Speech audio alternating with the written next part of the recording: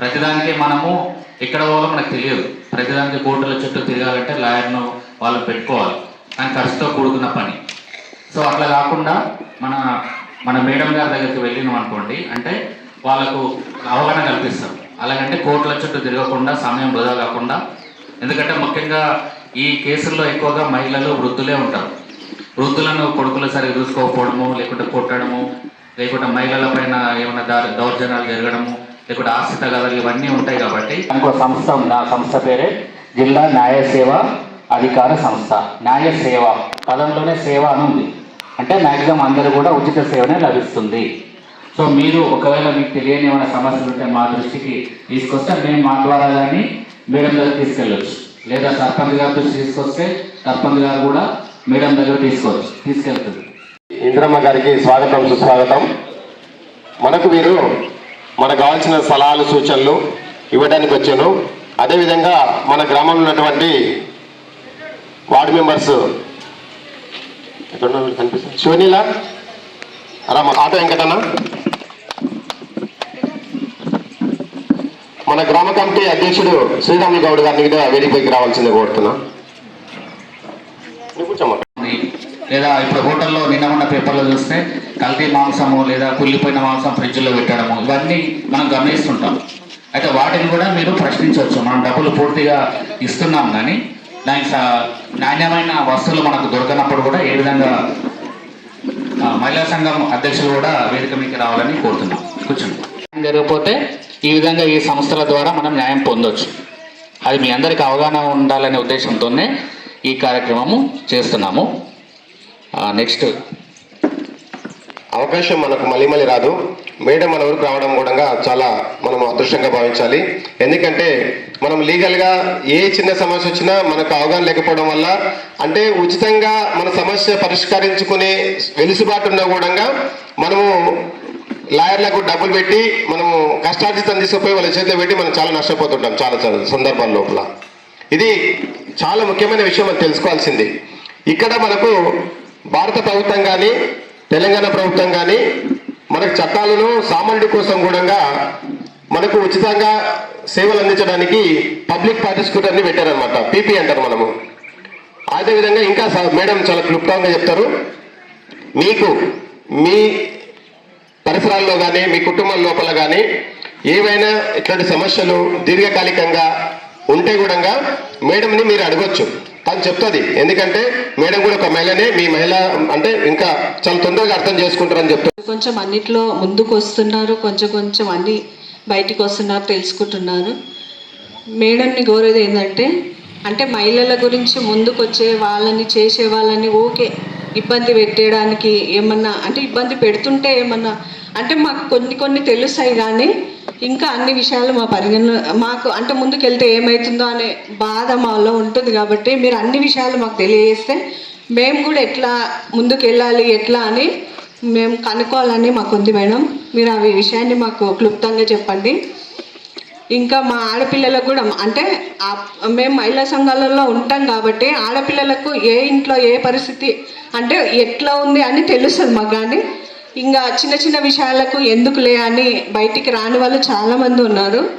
అయితే వాళ్ళకు కూడా ఎట్లా అని మీ ముఖ్యమైన ఉపన్యాసం మాకు ఇచ్చి మాకు ముందుకు నడపగలరని నా ఉపన్యాసం. నమస్కారాలు. నా ముందున్న మహిళలకు నా యొక్క నమస్కారాలు. మహిళా సంఘంలో తర్వాత వచ్చినాక కొంచెం ధైర్యమైంది. ఇంకా ఇప్పుడు ఏమున్నా కొంచెం ధైర్యంగా మాట్లాడతాం. ఇప్పుడు భయం ఉంటుంది, కాకపోతే ఒకసారి 2 సార్లు మాట్లాడితే ధైర్యం వస్తుంది. ఇంకేమైనా సమస్యలు ఉంటే చెప్తాం మేడం గారికి. వేదిక మీద ఉన్న పెద్దలందరికీ, ముందున్నటువంటి మహిళలందరికీ ధన్యవాదాలు తెలియజేసి, మనం ఈరోజు మాట్లాడేదాన్ని మేడం గారు వచ్చారు కాబట్టి అన్ని విషయాలు ఆమె చెప్తుంది. అవన్నీ మనం విని మనం కూడా దాన్ని వినియోగించుకోవాలనే ఉద్దేశంతో నేను మాట్లాడుతున్నాను. సర్పంచ్ గారికి, నాతోటి ఉన్న వార్డు మెంబర్లకి, నాతోటి ఉన్న మహిళలకు కూడా నమస్కారం. ఎవరికి ఏం సమాచారం ఉన్నా చెప్పి జడ్జి మేడం గారికి చెప్పండి. తెలియని విషయాలు కూడా ఎన్నో చెప్పిందని వాళ్ళని కూడా ఇన్స్పైర్ అయ్యేటట్టు చేయండి. మీరు కూడా మహిళలందరూ ఒక మీటింగ్కి వచ్చినప్పుడు వాళ్ళని పక్కింటి వాళ్ళందరినీ ఇన్వాల్వ్ అయ్యేటట్టు చేయండి. ఎందుకంటే మనం సీరియల్స్ గురించి దాని గురించి మాట్లాడితే ఎంతో ఇంట్రెస్ట్ వస్తుంది కదా. ఇలాంటి విషయాలు చెప్తే కూడా నేను అనవసరంగా ఆ రోజు మీటింగ్ పోయేది ఉంటే అనవసరంగా పోలేను అనేటట్టు అది మీకు కూడా తెలుసని అనుకుంటున్నాను నేను. సో ఇలాంటి మీటింగ్ కూడా అందరూ కంపల్సరీగా ఇన్వాల్వ్ అయ్యేటట్టు చేసుకోండి. మనం కూడా ఒక స్ట్రాంగ్ డెసిషన్ తీసుకోగలము అందరికీ చెప్పేటట్టు అనే దానికి కూడా మనకి ఇన్స్పిరేషన్. మనకి తెలియకుండానే డైరెక్టర్ పన్ను నాకు కోర్టులో కేసు వేసేద్దాం పోదామని అనుకుంటాం. అది కోర్టు కేసు వేసే ముందు కూడా దానికి ఒక ప్రొసీజర్ ఉంటుంది. కోర్టుకు వెళ్ళే అవసరం కూడా ఉండదు దానికి. అవన్నీ విషయాలు మనం తెలుసుకోవడానికి వాళ్ళ మ్యామ్ వచ్చారు. దయచేసి అవకాశాన్ని వినియోగించుకోండి. ఏదైనా పర్లేదు, చిన్నదైనా పెద్దదైనా మాట్లాడి సాల్వ్ చేసుకోవాలని కోరుకుంటున్నాను. మీ విలువైన సమయం కేటాయించి మీటింగ్కి వచ్చినందుకు చాలా ధన్యవాదాలు. ఈ గ్రామస్తుల పెద్దలందరికీ, ఇక్కడ ఉన్న మహిళలందరికీ నా హృదయపూర్వక నమస్కారం. ముందుగా మేము ఎక్కడి నుంచి వచ్చామనే సంగతి మీకు చెప్పారు క్లుప్తంగానే. మా ఆఫీస్ పేరులోనే ఉంది జిల్లా న్యాయ సేవా సంస్థ. అంటే అక్కడ అన్ని రకాల సేవలు ఉన్నట్టే మనకు న్యాయానికి సంబంధించిన సేవ అనేది ఒకటి ఉంటుంది. మనది ఎక్కడ ఉంటుంది అని అంటే మనకి ఇలాంటి ఆఫీస్లో ఉంటుంది. మరి ఇలాంటి ఆఫీసులు ఎందుకు పెట్టారు అంటే ఇప్పుడు మీకు తెలుసు మండల ఆఫీస్ ఉంటుంది, ఇంకా తర్వాత దానికంటే పెద్దగా ఆర్డీఓ ఆఫీస్ ఉంటుంది, దానికంటే పెద్దది కలెక్టర్ ఆఫీస్ ఉంటుంది. మరి ఇవన్నీ ఉన్నట్టే కోర్ట్స్లో కూడా పెద్ద కోర్టు చిన్న కోర్టు వరకే ఉంటాయి. మనకి అన్నిటికంటే పెద్ద కోర్టు ఏంటంటే తెలుసు కదా మీ అందరికీ, సుప్రీంకోర్టు అంటారు. ఆ తర్వాత మన రాష్ట్రానికి వచ్చి హైదరాబాద్లో హైకోర్టు ఉంటుంది, జిల్లాల్లో జిల్లా కోర్టు ఉంటుంది, మండలాల్లో మండలానికి సంబంధించిన మ్యాజిస్ట్రేట్ కోర్ట్స్ అంటారు. అలా అన్ని కోర్ట్స్ ఉంటాయి. అలా కోర్ట్స్ ఉన్నట్టే ఈ న్యాయ సేవా సంస్థ కూడా ఆ కోర్టు జిల్లా న్యాయ సేవాధికార సంస్థ. మరి ఇవి ఎందుకు ఈ ఆఫీస్ ఏర్పడ్డాయి అంటే ఫస్ట్ నుంచి లేవు. కోర్టులు అనేవి మనకి ఫస్ట్ నుంచి ఉన్నాయి. గవర్నమెంట్ అయితే ఒకరికి ఫేవర్గా వచ్చింది కాబట్టి ఇంకొకరు అప్పీల్కి వెళ్తారు పైకి. మరి ఇక్కడ అప్పీల్ కూడా ఉండదు. ఇద్దరు అనుకొని కూర్చొని రాసుకుంటారు, దాన్నే ఆఫీస్ అవార్డు లాగా ఇస్తారు, తీర్పులు ఇస్తారు కాబట్టి అదే ఫైనల్ అవుతుంది. కాబట్టి దీనికి చాలా సమయం సంవత్సరాల కొద్ది కోర్టు చుట్టూ తిరగాల్సిన అవసరం లేకుండా ఒక నెల రోజుల్లోపు 15 రోజుల్లోపు ఈ సమస్యకు మొత్తం పరిష్కారం దొరుకుతుంది. పైగా డబ్బులు కూడా ఖర్చు ఉండదు.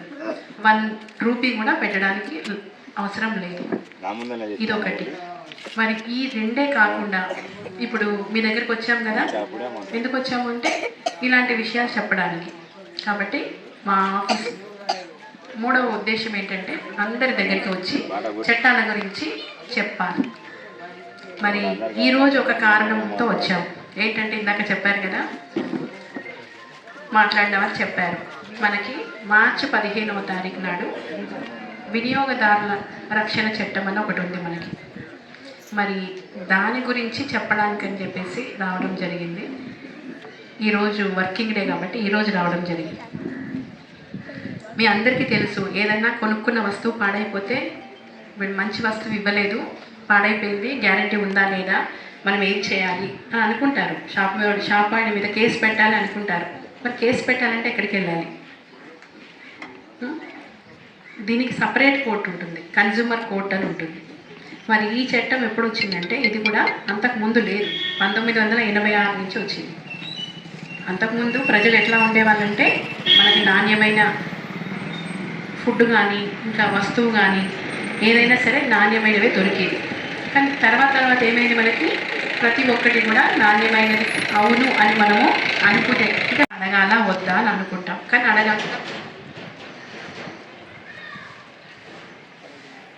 అమ్మాడే అనుకోండి, అమ్మిన తర్వాత మనకి ఏదైనా శరీరానికి ఏదైనా ఇబ్బంది కలిగింది అనుకోండి, అప్పుడు ఏం చేయొచ్చు, మనము డైరెక్ట్గా కేసు వేయచ్చు. ఇలా ఇదొక ఉదాహరణ మాత్రమే. ఇదంటే ఇదే కాదు, ఏదైనా సరే ఫుడ్ విషయంలో మనకు నాణ్యమైనది ఇవ్వనప్పుడు ఫుడ్ విషయంలో ఇవ్వచ్చు. నెక్స్ట్ ఇంకొకటి సర్వీసెస్ అంటే సేవలు.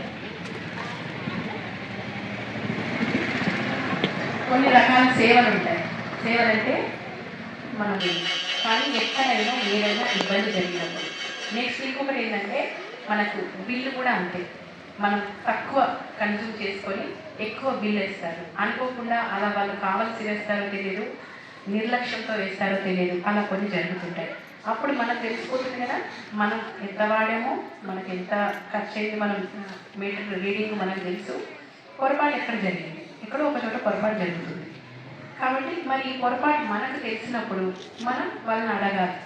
అడిగినప్పుడు వాళ్ళు ఆల్రెడీ బిల్లు చేస్తారు, ఒక గవర్నమెంట్ ఆఫీస్ తరఫున వాళ్ళు పనిచేస్తారు. కాబట్టి దాన్ని వాళ్ళు కరెక్ట్ చేసుకోలేరు వెంటనే.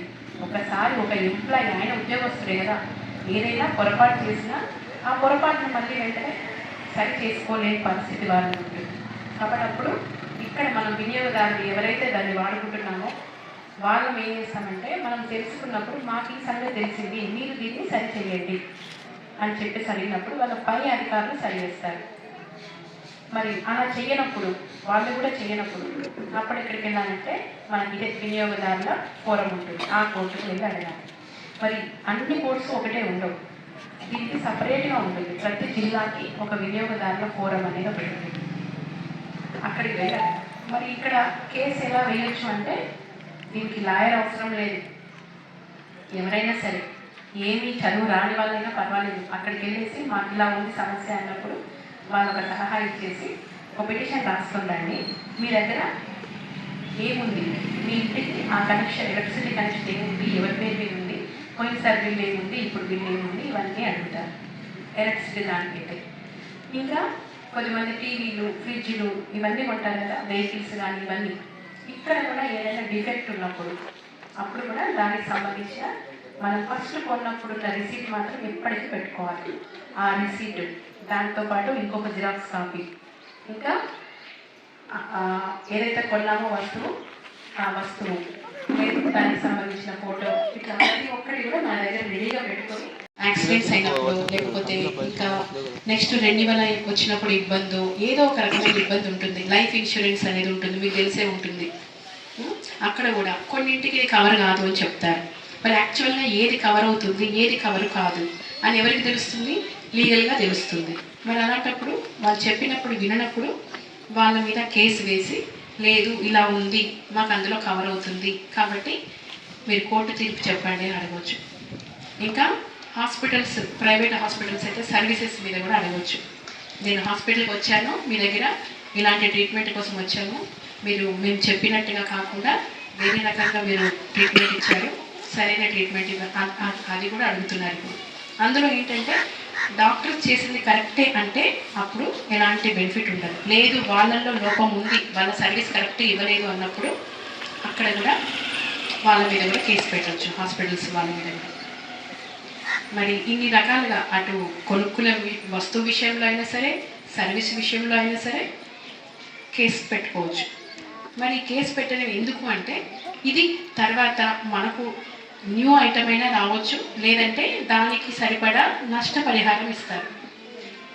ఒక వస్తువు కొన్నప్పుడు అది పాడైనప్పుడు ఇంకొక కొత్త వస్తువైనా ఇవ్వమని చెప్పవచ్చు కోర్టు, లేదు అని అంటే నష్టపరిహారం అయినా ఇవ్వచ్చు. ఇంకా మనం షాప్కి వెళ్ళామంటే వినియోగదారుల రైట్స్ అని ఉంటాయి. అంటే మనకి ఏ హక్కులు ఉన్నాయి, ఒక షాప్కి వెళ్ళంగానే ఏం చేస్తాం, అన్నీ కూడా తీసి చూసుకుంటాం, అంతేనా? ఇప్పుడు డైరెక్ట్గా నువ్వు అది ఇవ్వు అంటే ఇచ్చే ముందుకు రావాలి, అంతే కదా, రావాలి అని అంటున్నారు. మరి మొన్ననే ఉమెన్స్ డే పోయింది మనకి. మరి ఉమెన్స్ డే రోజు కూడా సెలబ్రేషన్స్ ఈ ఊళ్ళో జరిగాయని చెప్పేసి కూడా మేడం చెప్పారు. మనం ఉన్న స్థానంలోనే కాకుండా ఇంకా కాస్త ఎదిగి అక్కడ మనం ఏంటో ప్రూవ్ చేసుకున్నాం కదా, అదే ఉమెన్ ఎంపవర్మెంట్ అంటే. అందరూ కూడా ప్రతి ఒక్కరు కూడా పెద్ద పెద్ద పొజిషన్లకి రావాల్సిన అవసరం లేదు, ఉన్న పొజిషన్ కంటే బెటర్గా ఉండడానికి ట్రై చేయాలి, అంతే కదా. అంటే ఫస్ట్ ఇదివరకు స్కూల్లో పోని వాళ్ళు కూడా ఇప్పుడు స్కూల్కి వెళ్తున్నారు, తర్వాత నెక్స్ట్ ఇదివరకు ఉద్యోగాలు చేయని వాళ్ళు కూడా ఇప్పుడు ఉద్యోగాలు చేస్తున్నారు. ఏదైనా అవ్వచ్చు, గవర్నమెంట్ అవ్వచ్చు, ప్రైవేట్ అవ్వచ్చు, లేదంటే వాళ్ళంతా వాళ్ళే ఇంకా ఏదైనా పెట్టుకొని కూడా పైకి రావచ్చు, లేదంటే సర్వీస్లో అయినా ముందుంటున్నారు. ఇప్పుడు ఎగ్జాంపుల్ మీ మేడం సర్పంచ్ గారే ఉన్నారు, వచ్చి చెప్పుకోవచ్చు. చెప్పుకున్నప్పుడు అవతల వాళ్ళని ఇదొక కేసు అని అనడానికి లేదు. మామూలుగానే మనం ఇంట్లో ఎలా కూర్చొని మాట్లాడుకుంటామో అలాగే కూర్చొని మాట్లాడుకుంటాం. మాట్లాడుకున్న తర్వాత పరిష్కారం అవుతే అవుతుంది, లేదు అని అంటే అప్పుడు లాయర్ని ఇచ్చి కోర్టు కేసుకి పంపిస్తాం. ఇంకొక విషయం ఏమిటంటే పిల్లలు ఉంటారు, కొన్ని ఫ్యామిలీస్లో పిల్లలు ఉన్నారు. ఆ పిల్లల పరిస్థితి కూడా ఇలా ఉంటుందని తెలుసు కానీ ఏం చేస్తాము అన్నట్టు కూడా ఒకటి అడిగారు. ఈ పిల్లల విషయానికి వస్తే మనకి ఎన్ని సంవత్సరాలకి ఆడపిల్లకి పెళ్లి చేయవచ్చు మీ అందరికీ తెలుసు, 18 సంవత్సరాలకి. మరి 18 సంవత్సరాల కంటే ముందే కూడా పెళ్ళిళ్ళు చేస్తున్నారు. ఎందుకు చేస్తారంటే ఇంట్లో ఆర్థిక పరిస్థితి బాగాలేకపోవడం, తొందరగా చేస్తే అయిపోతుంది అని. ఇంకా లేకపోతే పెద్దవాళ్ళు పనిలోకి వెళ్తారు, పిల్లల్ని ఎవరు చూస్తారు, రక్షణ లేదు, ఇప్పుడు తొందరగా పెళ్లి చేస్తే పని అయిపోతుంది అని ఒకటి. ఇంకా ఇంట్లో పెద్దవాళ్ళు ఉంటారు, అత్తమామలు, అటు అమ్మ నాన్నలు, తొందరగా పెళ్ళి చేయండి మేము ఉన్నప్పుడే చూసుకుంటాము అంటారు. వాళ్ళకి ఇంకా పెళ్లి ఏజ్ రాకపోయినా ఇలాంటి కారణాలు చాలా ఉంటాయి. ఒక దగ్గర చేర్చినందుకు ప్లస్ మీ పెద్దవాళ్ళందరికీ కూడా అర్థమైపోయి ఉంటుంది. ఇది లీగల్ సర్వీసెస్ ఆఫీస్ అనేది మీ ఊళ్ళో గ్రామ పంచాయతీ ప్లస్ రచ్చబండ అనేవాళ్ళు, ఇదివరకు పంచాయతీ అనేవాళ్ళు కదా, అలాంటిది నెక్స్ట్ లీగల్గా ఉన్న పంచాయతీ ఆఫీస్ అనమాట మాది లీగల్ సర్వీసెస్ ఆఫీస్ అనేది. అక్కడికి వచ్చి ఏదైనా సరే ఇక్కడ పరిష్కరించుకుంటే అక్కడ కూడా పరిష్కరించుకోవాలని మీ అందరికీ తెలియజేస్తూ ఇంతతో ముగిస్తున్నాను. చెప్పింది కదా మనకు కొన్ని విషయాలు. మీరు ఎవరైనా ఇందులో కూడా ఎవరైనా బాధితులు ఉంటే ఈ విషయం పైన ఏమన్నా మీరు ఇంకా తెలుసుకోవాలనుకుంటే కూడా ఎవరైనా మీరు అడగవచ్చు, సరేనా? ఇప్పుడు టీవీ తెచ్చింటారు, టీవీ వారంటీ ఇచ్చింటాడు, ముందే పోయి ఉంటుంది, వాడు సదా ఇచ్చింటాడు, ఇట్లాంటివి కాకుండా ఇంకేమైనా మేడం ఇంతకుముందు చెప్పింది కదా, కన్జ్యూమర్ కోర్టు కానీ, ఫ్యామిలీ కోర్టు కానీ, సివిల్ కోర్టు కానీ ఉంటాయి కదా.